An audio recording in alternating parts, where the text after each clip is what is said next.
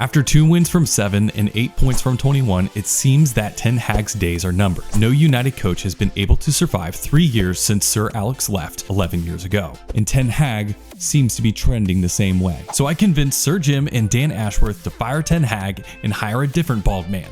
Me. I can't think of anything better for this American to bring back the glory days of Manchester United. Dan Ashworth has given me 3 tasks. I must get the most out of Rashford, which means I can't sell him. We need to become the best team in England again, which means we need to win more titles than Liverpool and City. And number 3, we must make the Champions League every single season. I downloaded a current season's roster. I'll put the link in the description for you guys, but we have people like Joshua Zirkzee, Ugarte, De Ligt, and Mazraoui all on the team, which were our summer signings, which means we start with 0 in the transfer budget. With our goals in mind, we're going to play a classic 4-2-3-1, trying to get Rashford to tuck in and Bruno onto the ball. Our first test was the Community Shield, where we would let up 3 goals and not put up any bit of a fight. This would not determine how we started in the league, as we won our first 2 games, 3-1 to Chelsea and 2-1 at Ipswich, where Bruno and Rashford both scored. We had a bit of a hiccup against Leicester, where Jordan Ayew scored in the 90th, but we went on to dominate the next few games, beating Bournemouth 3-0,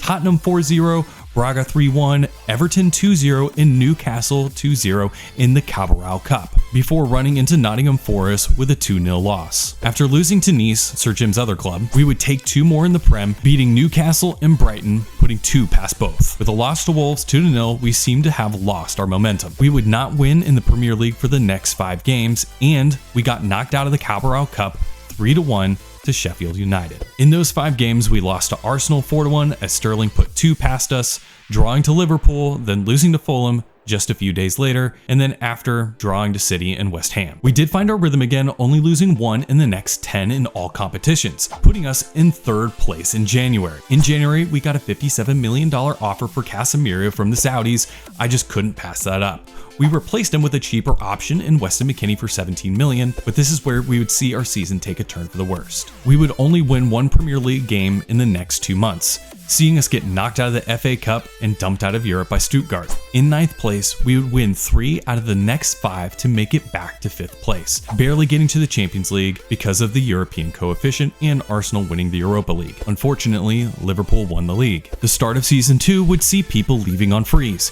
Harry Maguire, Victor Lindelof, Johnny Evans, and Christian Eriksen would all leave on a free. I didn't sell anybody, but I did bring new players in with about $80 million worth of budget. Ederson to add depth to our midfield for $32.5 million, Mohamed Salisu for center back, adding depth on the left-hand side for $39, and Alexis Salamakers for $11 million, adding depth for the wings, as Amad Diallo was not very good. Entering into the season, I created a new tactic. It's going to be more of a 4-4-1-1, trying to get the most out of Bruno. We would start the season by rattling off 6 Premier League wins in a row, beating Everton 1-0, putting 3 past Tottenham, Mount scoring in our 1-0 victory over Leicester, beating West Ham 3-1, smashing West Brom 6-1, and 2-1 against Ipswich. But our run of form would take a slight dip, with draws against Brentford and Southampton our only blemishes in the next 4 games. Ending off a great start to the beginning of the season, we would take wins from Newcastle and Norwich, getting us 23 points out of a possible 27. In the Carabao Cup, we would face Aston Villa. In the 81st minute, Mason Mount would slot home a penalty. Only Ollie Watkins would equalize in the 94th minute to take us to penalties. Watkins steps up for the first penalty and Onana saved it. United converts on their first 4 pens, and then Dallas steps up with a weak penalty and it was saved. Matty Cash would step up, goes top 90, with Salamakers stepping up to extend the penalties. He took a poor penalty and Villa knocked us out of the cup. Now being knocked out of the Carabao Cup, we would start being slightly inconsistent. In the Premier League, we would lose to Villa again 4-1 in the very next game. We would win 2 in a row, one in the Champions League, 1-0 to Real Sociedad, and then a 2-0 victory over City. After losing 3-1 to Liverpool, we would rattle off 5 wins in all competitions. 6-1 to Roma, 2-1 to Arsenal, 1-0 to Bournemouth, 4-0 against Forest, and then 1-0 to Rangers. Our form would dip during the Christmas period, losing to Middlesbrough 2-1, putting 3 past West Brom. Bruno had a late penalty to draw 2-2 to Brighton. Nkunku gets a hat-trick against us at Stamford Bridge for a 3-0 loss, but we would beat Tottenham with a late goal from Zirkzee. We would enter January 2nd in the table, just a few points behind Arsenal. I didn't have any money to make any transfers, but we did go on a bit of a run again, smashing Everton 5-1, advancing in the FA Cup past Oxford United. Rashford put 2 past Leicester in a 4-2 victory. We did lose to West Ham 2-0, but we string another 5 wins in a row in all competitions, putting us into the round of 16 in the Champions League. With a loss to Newcastle and a win at Southampton, we went to West Ham in the FA Cup, where a goal from Bruno and Rashford would see us through to the quarterfinals. Arsenal started to stumble in the league entering March. They had 1 win in 5. With us now closing in on Arsenal, we can't slip up as the league intensifies. Our form in the league would dip. Losing to Norwich, we would nab a win against Villa, but we had 3 top teams in a row. After Villa, we had Liverpool, City, and Arsenal all in a row. We started off with a 0-0 draw to Liverpool, which ended up being our best result of the 3. We lost 3-1 away to City and 3-0 to Arsenal, Kai Havertz scoring twice. Arsenal would not lose another Premier League game for the rest of the season. We would ultimately end up second in the league as Arsenal ran away with the league. But we're still in 2 competitions. In the FA Cup, we handled Colchester in the quarterfinals 6-0. Then we would face Crystal Palace, where in the second half we would see a great game. In the 65th minute, Marcus Rashford would pounce on a goalkeeping error for the first goal of the game. The 72nd minute, Crystal Palace would fight right back, as a great individual play by Edouard draws Palace level. We would fight right back when Weston McKennie slips in Salamakers to put us in front. Mount would put the game away with a brilliant goal, which means we would play City in the final. Meanwhile, in the Champions League, we would face Atletico in the round of 16. In the first leg, Griezmann would score 2 as Atletico takes a 3-1 lead on aggregate. Coming to Old Trafford, we needed to dominate. In the 19th minute, Ugarte starts off the scoring with a great goal from distance. We come right back from the corner, Fernandes scores, but it's called offside. Atletico moves forward, the cross from Llorente, and Gallagher, it's off the bar. In the second half, Salamakers slaloms through the defense and hits it with his left foot and evens the tie. Just 2 minutes later, Mount finishes to put United through to the quarterfinals. After completing the comeback, Roma comes to Old Trafford. Højlund puts 2 past Roma for a 4-1 victory, and then in Rome, we draw 2-2 to advance to the semifinals. In the semifinals, we would face Real Madrid. At the Bernabeu, Højlund would start off the scoring with a goal in the 5th minute, only for Madrid pull one back with an own goal from Salamakers. In the second half, Højlund would score from a great cross from Rashford to give us the 2-1 victory. Now at Old Trafford, it was a goal fest. Højlund would lead off the scoring. Mount in the 42nd minute puts us 2-0 up. De Ligt bags one in the 58th minute, and then Madrid starts to fight back. Upamecano scores.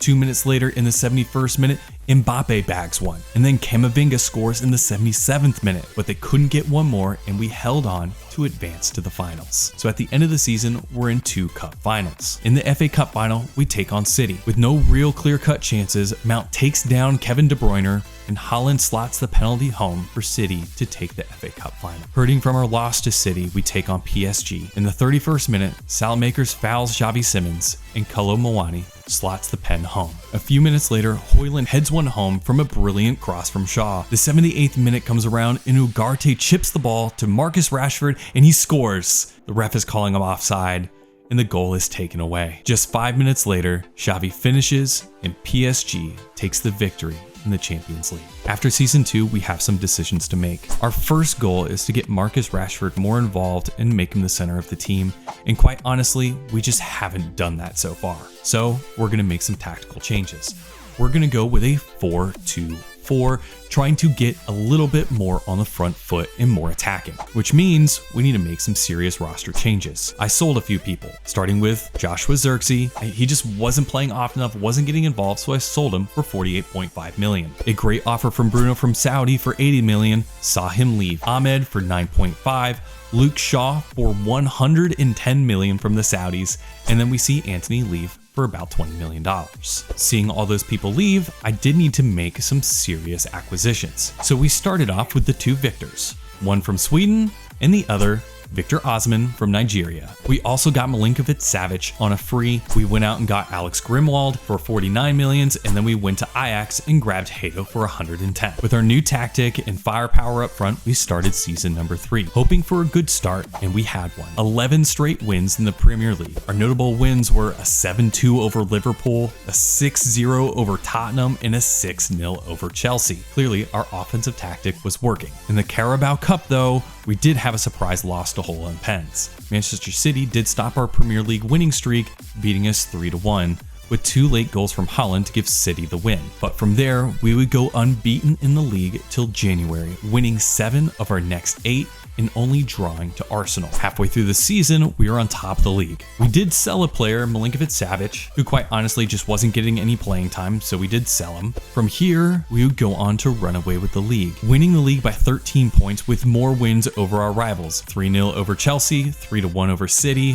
3-2 against Liverpool. Our new tactic set us up to dominate the league, and we got our first Premier League championship in 13 years. As good as we were in the Premier League and the Champions League, we had to get to the round of 16 through the playoffs. We did beat Red Star 3-1 and then 4-1, and now we face Real Madrid. The first leg was at Old Trafford, where we would jump out to a 1-goal lead from Salamakers. But in the 28th minute, Vinicius Jr. would get one back. Goals from Rashford and Osman would see us go up by 2 goals. It didn't last long because Mbappe struck in the 75th minute. Diogo Dalot would reinstate our 2-goal lead with a late brace. Heading to Madrid, all we needed to do was to hold on to a 2-goal lead. An early goal from Bellingham and a second-half goal from Tchouaméni would see the tie go to overtime, where Mendy would score in the 99th minute. But United had a little fight left. Just 1 minute later, Ederson would slot it home against Courtois, pushing the game to penalties. Courtois would save the first 3 United shooters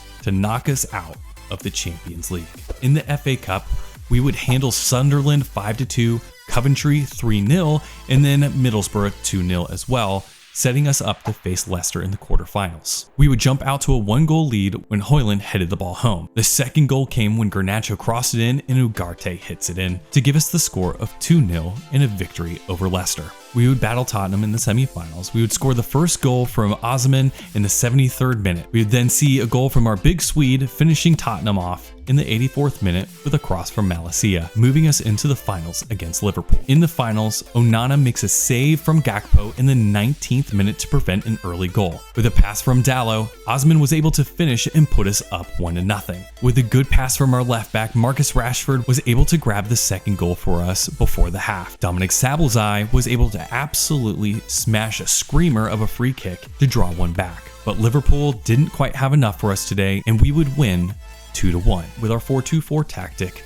we would win the league and the FA Cup. But what happened with Rashford? Rashford would win English Player of the Year after bagging 22 goals and 17 assists in the Premier League. In all competitions, he would get 32 goals and 23 assists. This is by far Marcus Rashford's best year. Entering season 4, we would get 3 offers I couldn't resist but to accept. The first one being Lisandro Martinez for 80 million, our big Swede for 100 million, and then Weston McKennie for 65. This gave me the ability to splash some cash this summer, as we bought Florian Wirtz to upgrade our right wing for 113, we bought Costello Jr. for 108 to replace Martinez, and then we would also replace our big Swede with Samu Omarodian for our new striker for 57. With our 3 new signings in, we would go unbeaten for the first 10 games in all competitions, including a 3-0 victory in the Community Shield against City, a 2-0 victory against Tottenham, and then 2-0 against Atletico. After a slip up at West Brom, we would take 3 more in the league, 3-0 against City, 3-2 versus Brentford, and then 2-1 at Leeds.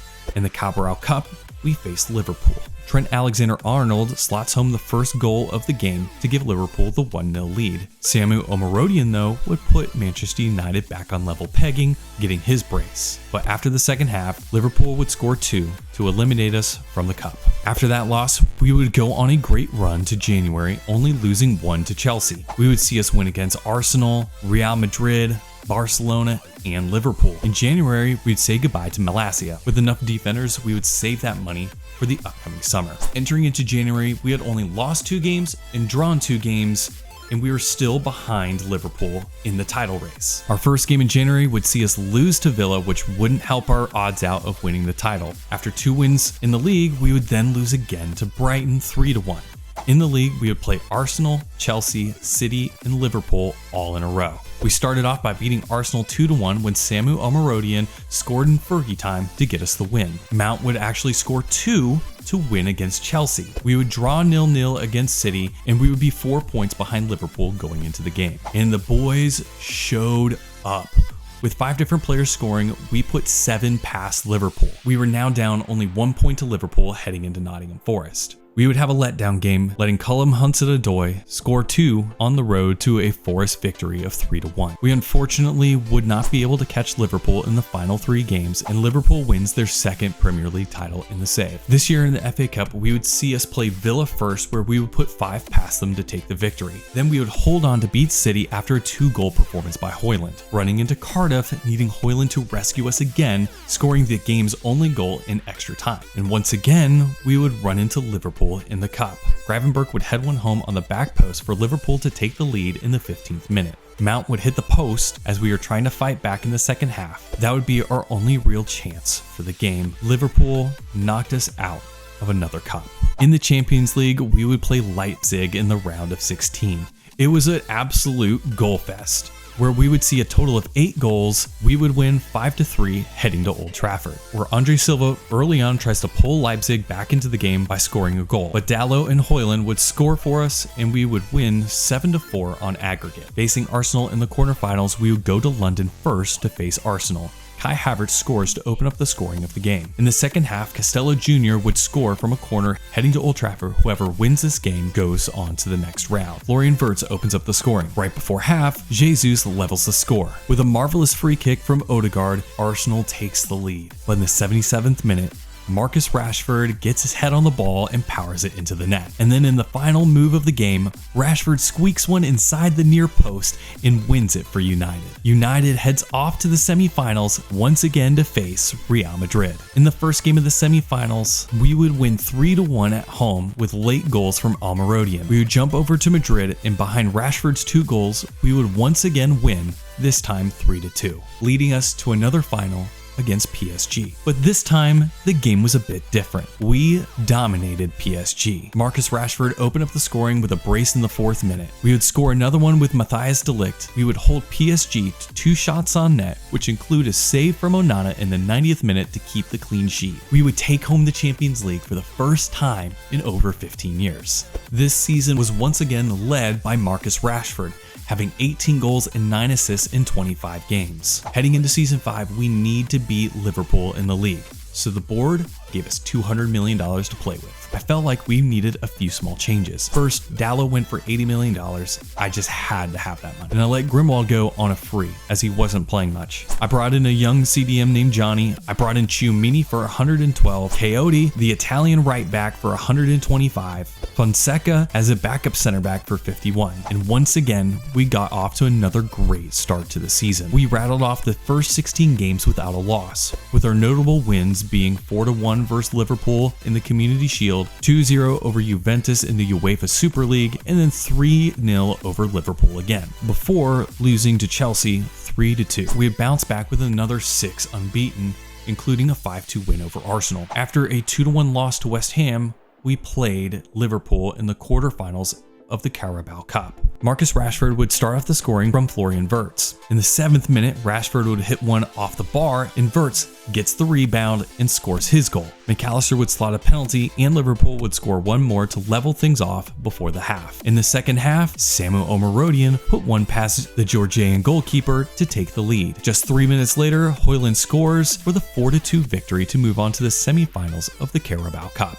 In the semifinal, Costello scores the only goal at home. In St. James's Park, Osman would score the only goal of the game, sending us to the finals to play Brighton. In the finals, Rashford would score for United to take the lead. Samu would add another, as we would hold Brighton to 1 shot on net for a 2-0 victory. With a very good December, we were first over Liverpool entering into January.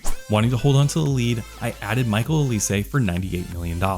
In January, we would win all 9 games, setting us up for a showdown against Liverpool on the first match weekend in February. We had 50 points and Liverpool had 46. Early on in the match, Chiumini over the top to Marcus Rashford would put us up, but it would actually be called offside. In the dying embers of the game, Jamal Musiala would head home the goal in the 92nd minute and draw within 1 point of United. Winning the next 4 of 6, we would still be in first over Liverpool by 2 points. That's when we ran into City. With Michael Coyote getting sent off against City, they would put 2 past us for a 2-0 victory, handing Liverpool the lead of the league. After that, we put 3 past Arsenal, but Liverpool beat Brighton 3-1. We then crushed Everton 4-0. Liverpool beat City 3-0. We went to Bournemouth and lost, and Liverpool would not lose again for the rest of the season, winning the league for the third time in 5 years. In the Champions League, we put 7 past PSV, moving us on to the quarterfinals against Barcelona, where Pedri would open up the scoring after Lamine Yamal slips him in.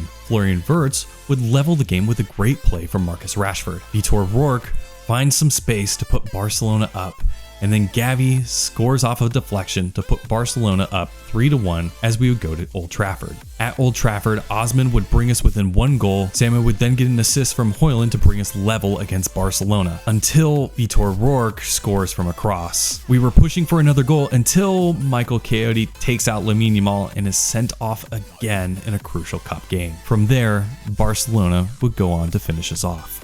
But in the FA Cup, we had a much easier ride, beating Fleetwood 4-0, Reading 5-2, Brentford 4-2, Sheffield United 2-0, Everton being the hardest game, winning 3-1, and now we're in the finals against Crystal Palace, who was relegated earlier in the save. In the FA Cup final, Ugarte would hit one from distance to have us take the lead, but the game was sealed when Ismail Sarr took out Hato and gets a straight red. Garnacho would end up scoring on a penalty to give us our second goal and our second FA Cup win. So overall, after 5 years, how did we do? Once again, Marcus Rashford had another great season with 28 goals and 18 assists in all competitions. I think by the end, we really made Marcus Rashford a pivotal part of our offense. He ended up coming in third twice in the Ballon d'Or voting.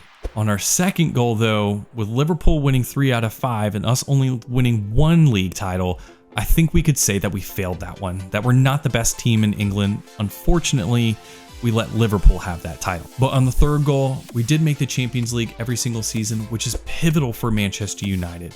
They need to make the Champions League because they need the money because of how much debt they're actually in. And so overall, as a Manchester United fan, if this is how the next 5 years went for Manchester United, I would be pretty satisfied. I would want them to take the next step after that and actually dominate the lead again, but actually being able to play a good brand of football would be absolutely amazing to see. What do you think? Comment down below on what you think Manchester United should do over the next few months. And then if you want to check out another video, click here where I take on the F1 world, and then make sure you subscribe so you don't miss a thing. Thank you guys so much for joining me. Peace out and God bless.